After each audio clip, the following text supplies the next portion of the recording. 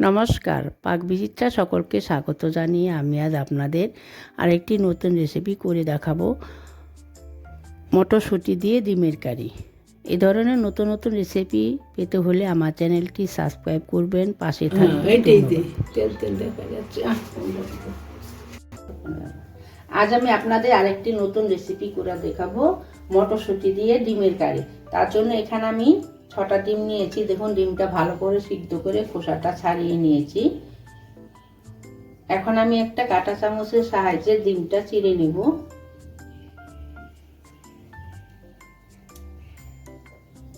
প্রত্যেকটা ডিম আমি এভাবে কাঁটা চামচের সাহায্যে একটু চিড়ে নেব।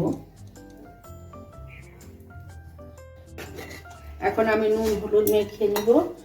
4 চামচের 4 ভাগের 1 ভাগ নুন দিয়ে দিচ্ছি, 4 চামচের 4 ভাগের 1 ভাগ হলুদ গুঁড়ো দিয়ে দিচ্ছি। এখন নুন আর হলুদ ভালো করে ডিমের মধ্যে মাখিয়ে নিব। মাখিয়ে এখন ডিমটা আমি ভেজে নেব।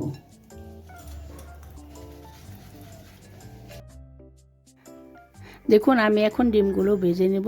তার জন্য গ্যাসে কড়াই বসিয়ে পরিমাণ মতো সাদা তেল দিয়ে গরম করে নিয়েছি। নুন হলুদ মাখানো ডিমগুলো ভেজে নেব। দেখুন, আমার ডিম ভাজা হয়ে গেছে। আমি এ সময় গ্যাস লো টু মিডিয়ামে রেখে হালকা লাল করে ভেজে নিয়েছি। ডিম ভাজার তেলে আমি মটরশুঁটি দিয়ে ডিমের কারি রান্না করব। ডিম ভাজার তেলে আমি আরও একটু তেল এড করে নিয়েছি। এখন আমি ফোড়নে দিয়ে দিচ্ছি একটা তেজপাতা আমি মাঝখানে ফাটিয়ে নিয়েছি। 1 টুকরো দারুচিনি, 3টে ছোটো এলাচ, আমি ছোটো এলাচের মুখটা ফাটিয়ে নিয়েছি। দেখুন, আমার ফোড়ন ভাজা হয়ে গেছে। আমি একটু হালকা করে ভেজে নিয়েছি, সুগন্ধ বেরোতে শুরু করেছে। এখন আমি দিয়ে দিচ্ছি 2টো মিডিয়াম সাইজের পেঁয়াজ পেস্ট আমি হালকা লাল করে ভেজে নেব, অনবরত নেড়েচেড়ে। এ সময় গ্যাস আমি লোতে রেখেছি। দেখুন, আমি পেঁয়াজ পেস্ট হালকা লাল করে ভেজে নিয়েছি। এখন আমি অ্যাড করে দিচ্ছি 4 চামচের 1 চামচ আদা পেস্ট আমি 4 সেকেন্ড ভেজে নিচ্ছি। এখন আমি সব রকম মশলা দিয়ে দেব।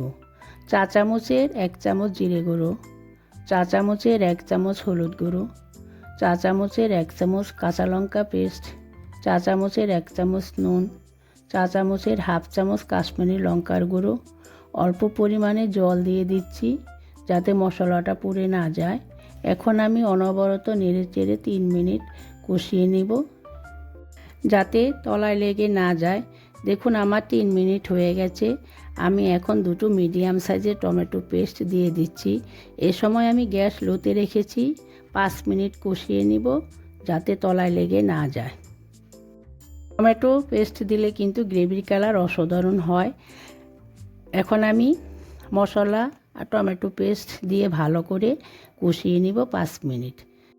মশলা থেকে তেল ছাড়তে শুরু করেছে। এখন আমি 400 গ্রাম মটরশুঁটি দিয়ে দিচ্ছি। দিয়ে 1 মিনিট মশলার সঙ্গে নেড়েচেড়ে ঢাকা দিয়ে দিচ্ছি 3 থেকে 4 মিনিট। এখানে আমি মটরশুঁটি কিন্তু সিদ্ধ করিনি। ঢাকা দিয়ে দিচ্ছি মটরশুঁটিটা নরম হওয়ার জন্য। এ সময় গ্যাস আমি লোতে রেখেছি। দেখুন, আমার 3 মিনিট হয়ে গেছে। আমার মটরশুঁটিটাও অনেকটা নরম হয়ে গেছে।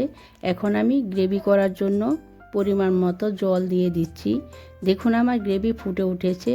এখন আমি আগের থেকে ভেজে রাখা ডিম দিয়ে দিচ্ছি।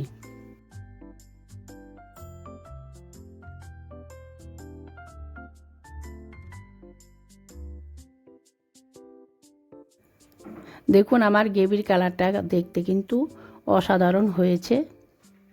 এখন আমি 3 থেকে 4 মিনিট রান্না করে নেব। গ্যাসের সময় আমি মিডিয়ামে রেখেছি। আমি এখন দিয়ে দিচ্ছি 4 চামচের 4 ভাগের 1 ভাগ চিনি, 3টি কাঁচা লঙ্কা মাঝখানে আমি চেড়ে নিয়েছি। দেখুন, আমি 4 মিনিট রান্না করে নিয়েছি। এখন আমি দিয়ে দিচ্ছি 4 চামচের হাফ চামচ গরম মশলা গুঁড়ো।